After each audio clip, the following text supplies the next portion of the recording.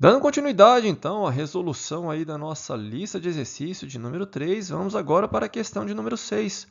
Olha só, dois corpos A e B de massas iguais a 10 kg estão ligados por um fio de peso desprezível que passa por uma polia sem atrito, como indicado na figura. Entre A e o apoio existe atrito de coeficiente μd igual a 0,6. Determine. Bom, adote G igual a 10 metros por segundo ao quadrado. Letra A, a intensidade da força de atrito. Letra B, o módulo da aceleração dos corpos. E letra C, a intensidade da tração no fio. Bom, vamos lá, vamos resolver esse exercício. Olha só, nós vamos fazer o seguinte. Nós vamos calcular aí a força de atrito utilizando aquela relação, né? Φ igual a μ vezes a normal. Só que, claro, com relação ao corpo A, tá certo? E aí você, não vou desenhar aqui, mas você tem o peso de A equilibrando com a normal de A. Então, a normal de A vale o peso de A.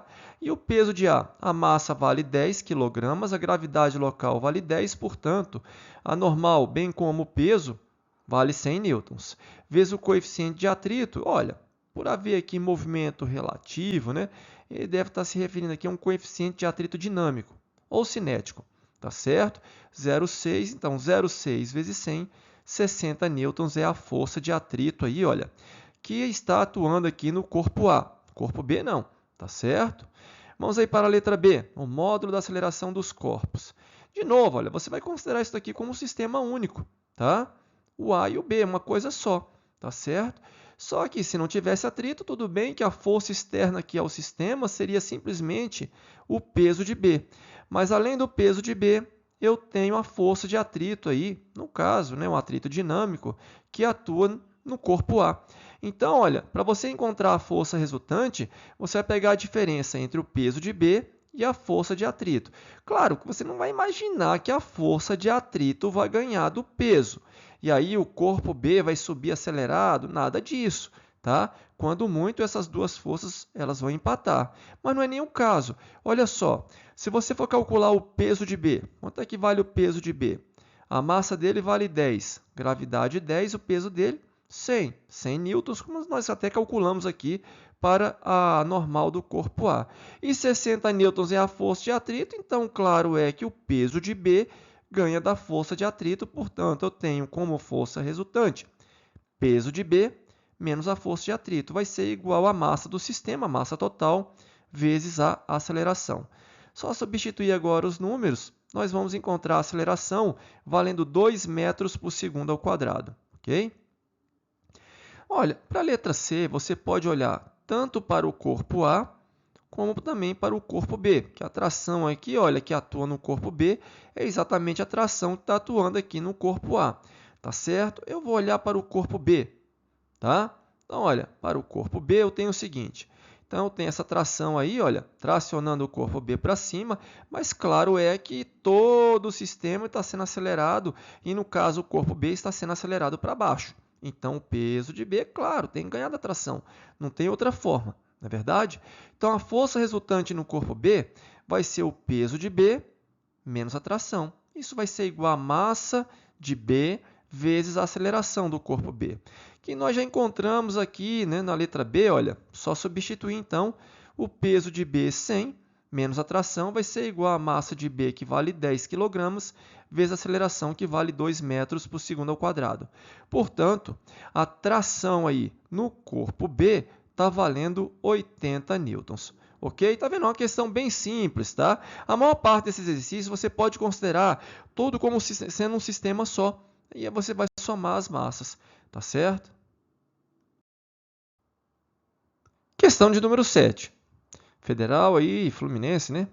Olha só, uma aeromoça, locomovendo-se até o setor de embarque de um aeroporto, transporta sua mala puxando-a por uma alça, que forma um ângulo θ com a horizontal, conforme mostra a figura. Ele forneceu aí o seno de 30 graus igual ao cosseno de 60 graus, 0,50. E o seno de 60 graus igual ao cosseno de 30 graus igual a 0,87. A massa da mala, incluindo a bagagem interna, é de 12 kg. E puxá-la ao longo do trajeto, mantendo a velocidade constante, a aeromoça exerce na mala, ao longo da alça, uma força de 20 newtons. Considerando que a força de atrito total entre as rodinhas da mala e o piso é de 10 newtons e que a aceleração da gravidade vale 10 metros por segundo ao quadrado, determine, letra A, o valor do ângulo θ, letra B, a componente normal da força do piso sobre a mala.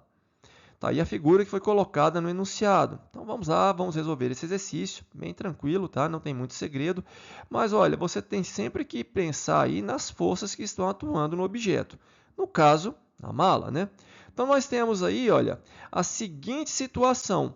A mala tem a sua velocidade constante. Portanto, você vai ter que levar em consideração que, como a aceleração é zero, pois a velocidade é constante, a força resultante tem que ser zero. Então, não tem força resultante atuando na mala. Mas tem força? Claro, tem muita força atuando na mala. Por exemplo, aqui, olha, nós temos na direção do eixo X, olha, eu vou pegar essa força F, a força que a moça, né, a aeromoça exerce aqui na mala por meio da corda, eu vou projetar aqui no eixo X, olha. Então, vamos projetar aí, chamar isso aí de Fx, tá certo? Bom, além da força Fx, na verdade, essa força aqui é simplesmente a projeção da força F, tá? Não é mais uma força atuando na mala, ok? Nós temos a força de atrito, olha só. Tá aí a força de atrito no sentido contrário do movimento, tá certo? Bom, no eixo X, a força resultante tem que ser igual a zero. Eu tenho o Fx, que é F cosseno desse ângulo θ, vai equilibrar com a força de atrito, φ. Tá certo? Vamos substituir os dados que nós temos. A força que a moça exerce, 20. A força de atrito, ele colocou aqui, olha, valendo 10 newtons. Então, vamos substituir aqui, olha. Você vai ter, então, 20 vezes o cosseno de θ é igual a 10. Portanto, o cosseno de θ é igual a meio. Bom, ele já até te deu aqui, olha, os possíveis valores do ângulo, né, 60 e 30. Repare que o ângulo cujo cosseno vale meio é o ângulo de 60 graus. Portanto, aí você já tem um ângulo valendo 60 graus. Tá certo? Letra B. Componente normal da força, né? A normal que o piso exerce na mala, né? Então, vamos lá. Agora, tem que olhar para o eixo Y, na vertical. Então, olha, nós temos aí o peso na vertical, não é isso? O peso da mala. Temos também a força normal de contato com o chão, para cima. E temos aqui, olha, o componente da força F, que a moça exerce na mala, no eixo Y. Tá certo? Tá aí, olha, é o Fy. Esse Fy, olha, é esse cateto aqui. Você vai usar o seno, né? Porque ele é o cateto oposto ao ângulo. Então, vamos lá, olha. Fy é F seno de θ. Bom, já sei que o θ vale 60 graus. Então, o seno de 60, 0,87. Então, o F vale 20. O seno de 60, 0,87, então 20 vezes 0,87, 17,4 newtons, ok? Também no eixo Y, a força resultante tem que ser igual a zero. Então, você tem essa normal aqui para cima, somada com Fy, tem que equilibrar com o peso para baixo. Então, vamos escrever isso, olha. Fy para cima mais normal para cima igual ao peso para baixo. Eu já tenho um Fy, vale 17,4. O peso da mala, 12 kg, vezes a gravidade local, que vale 10, então 120. Portanto, essa normal aí está valendo 102,6 newtons. Então, está aí também uma questão bem simples aí de projeção de vetores, né, decomposição de vetores. E para achar a força resultante igual a zero, só equilibrando as forças, ok? Questão de número 8. Uma bola de ferro de massa igual a 0,5 kg, presa a um fio inextensível de comprimento igual a 1,5 metros, descreve uma circunferência vertical de raio igual ao comprimento do próprio fio, ou seja, 1,5 metros. Quando passa pelo ponto inferior, sua velocidade é de 3 metros por segundo. Então, adotando g igual a 10 metros por segundo ao quadrado, ele pede a intensidade da tração do fio nesse ponto. Letra B, a intensidade da tração caso utilizasse 2 fios. Então, vamos lá, olha. Pegar aqui uma figura que vai representar o que foi colocado no enunciado. Então, nós temos aí, olha, uma bola de ferro está no ponto mais baixo da trajetória. Você pode imaginar que essa bola aqui esteja percorrendo a trajetória no sentido horário ou até mesmo anti-horário. Isso aí, o sentido é irrelevante. O fato é que nós temos a bola no ponto mais baixo, tá certo? Então, olha só, vamos solucionar aí esse problema.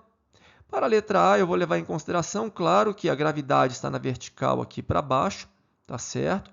Portanto, o peso que atua nessa bolinha aqui, olha, vertical para baixo. E nós temos aqui uma força de tração, né?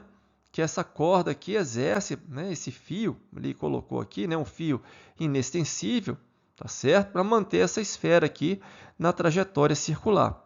E aí você vai se perguntar, quem é que está ganhando? Tração ou peso? Se o peso ganha, ela não faz curva para cima, ela tem que fazer curva para baixo. Então, quem tem que ganhar é a tração, porque se der equilíbrio, ela nem curva vai fazer, vai sair pela tangente. Então, a força resultante é uma resultante centrípeta, vai apontar para o centro da curva. Ao contrário, não estaria fazendo essa trajetória circular, né? Na vertical. Então, a resultante centrípeta vai ser igual a tração menos o peso. O peso perde, né? Vamos substituir os dados que nós temos. Resultante centrípeta, mv² sobre o raio, igual a tração menos o peso, que é massa vezes a gravidade local. Olha, só vamos substituir os valores, porque ele deu a velocidade valendo 3 metros por segundo, nesse ponto mais baixo da trajetória. Nós temos o raio, que é o próprio comprimento aqui do fio, 1,5 metros, e a massa da esfera, né, da bola, 0,5 kg.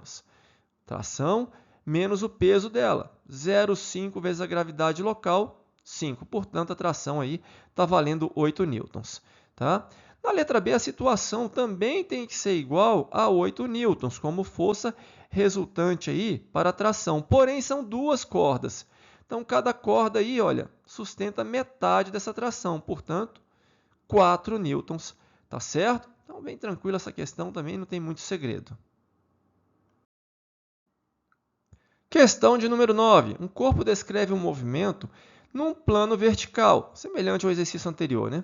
No interior de uma esfera, uma superfície esférica de raio igual a 2,5 metros. Adote g igual a 10 metros por segundo ao quadrado e determine, letra A velocidade mínima que o corpo deve ter para não perder contato com a superfície esférica. Letra B, a velocidade mínima que o corpo deve ter caso o raio seja igual a 3,6 metros. Então, vamos colocar aqui uma figura que vai representar o que foi colocado no enunciado. Tá? E o objeto em questão é uma moto, né? Um motociclista aí executando o globo da morte. Está bem de cabeça para baixo aí, no ponto mais alto da trajetória. Ok? Então, vamos lá. Nós vamos aqui, olha, encontrar as forças que estão atuando aí na motocicleta, né? No conjunto, motocicleta e também o piloto. Então, temos o peso e a superfície esférica interna exerce uma força normal aí, olha, para baixo na moto, tá certo? A moto, ela meio que empurra essa pista para cima, a pista empurra a moto para baixo com essa força normal, tá certo? Então vamos lá. Para a letra A, eu tenho o seguinte, gravidade apontando para baixo, então eu tenho que a resultante centrípeta vai ser igual ao peso, que aponta para baixo, mais a força normal, que também aponta para baixo. Só que eu estou numa situação limite.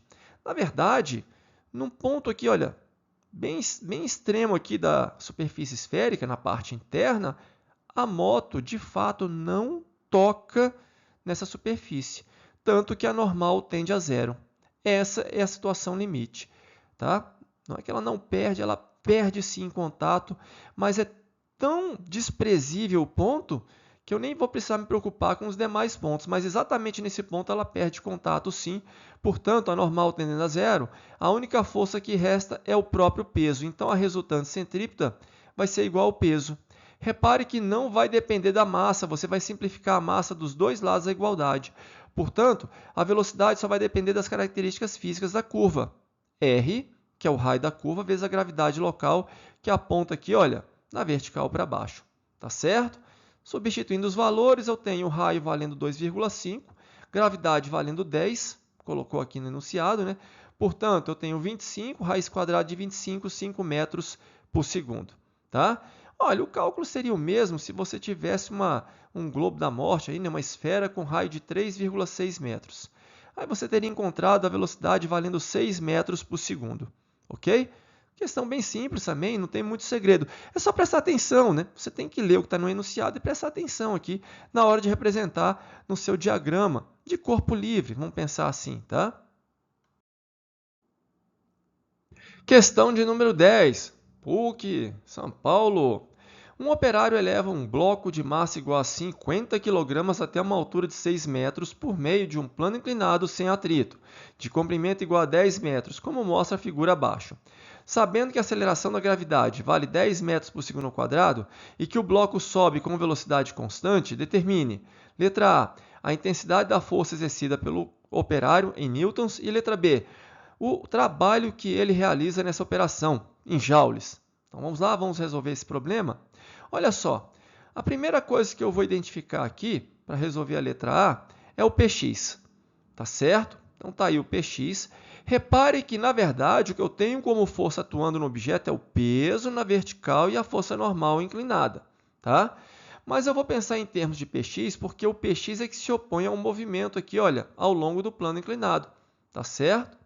Bom, e para encontrar esse Px, eu vou depender desse ângulo θ aqui, olha, ou melhor dizendo, o seno dele, né? Porque o Px é P vezes o seno de θ, olha.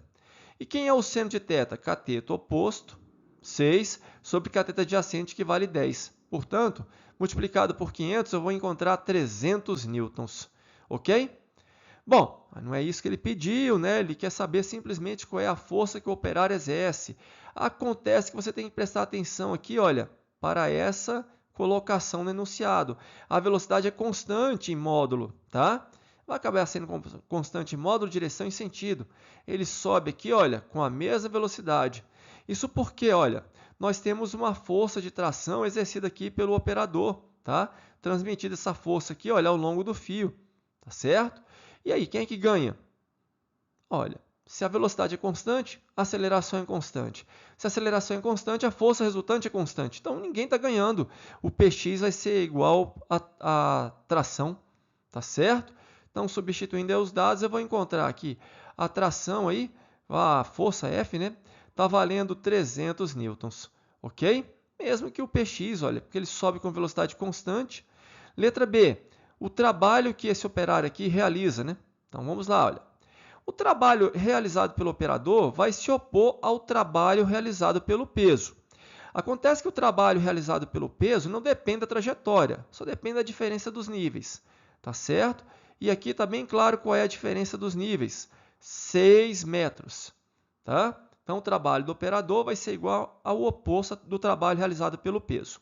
Acontece que o trabalho realizado pelo peso, que não depende da trajetória, é peso vezes altura, mas na subida, o trabalho do peso é negativo.